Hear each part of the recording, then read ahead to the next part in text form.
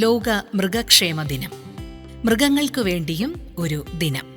മനുഷ്യരെ പോലെ തന്നെ മൃഗങ്ങൾക്കും ഈ ഭൂമിയിൽ ജീവിക്കാനുള്ള അവകാശമുണ്ട്.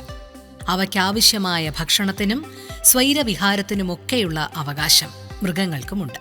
മനുഷ്യരെ പോലെ അവകാശങ്ങൾക്കു വേണ്ടി സമരം ചെയ്യാനോ കൊടിപിടിക്കാനോ പ്രകടനം നടത്താനോ ധർണ നടത്താനോ ഒന്നും പാവം ജീവികൾക്ക് കഴിയില്ലല്ലോ.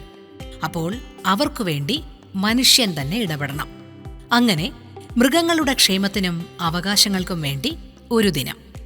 മൃഗസ്നേഹിയായ ഫ്രാൻസിസ് അസീസിയുടെ തിരുനാൾ ദിനമായ ഒക്ടോബർ 4 എല്ലാ വർഷവും ലോക മൃഗക്ഷേമ ദിനമായി ആചരിക്കുന്നു. ലോക മൃഗക്ഷേമ ദിനം ആരംഭിച്ചത് സൈനോളജിസ്റ്റ് ഹെൻറിച്ച് സിമ്മർമാനാണ്.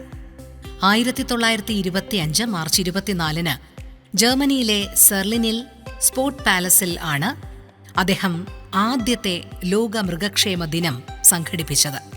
1931 മെയ് മാസത്തിൽ ഫ്ലോറൻസ്, ഇറ്റലിയിൽ നടന്ന ഇന്റർനാഷണൽ ആനിമൽ പ്രൊട്ടക്ഷൻ കോൺഗ്രസിന്റെ ഒരു യോഗത്തിൽ ഒക്ടോബർ 4 ലോക മൃഗക്ഷേമ ദിനം സാർവത്രികമാക്കാനുള്ള ഹെൻറിച്ച് സിമ്മർമാന്റെ നിർദ്ദേശം ഏകകണ്ഠമായി അംഗീകരിക്കപ്പെടുകയായിരുന്നു.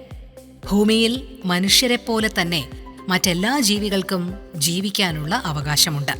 നിരന്തരമായ വേട്ടയാടലിൽ നിന്നും അതിക്രമങ്ങളിൽ നിന്നും ഇവയെ സംരക്ഷിക്കുക മാത്രമല്ല, മൃഗങ്ങളുടെ ആവാസ വ്യവസ്ഥയെ നശിപ്പിക്കുന്ന നടപടികൾ ഒഴിവാക്കുകയും വേണം. ഇതൊക്കെ നമ്മൾ മനുഷ്യർ ചെയ്യേണ്ട കാര്യങ്ങളാണ്. ഈ ലോക മൃഗക്ഷേമ ദിനത്തിൽ നമുക്ക് ചുറ്റുമുള്ള പാവമൃഗങ്ങൾക്കു വേണ്ടി അവയുടെ സംരക്ഷണത്തിനായി കുറച്ച് സമയം മാറ്റിവെക്കാം.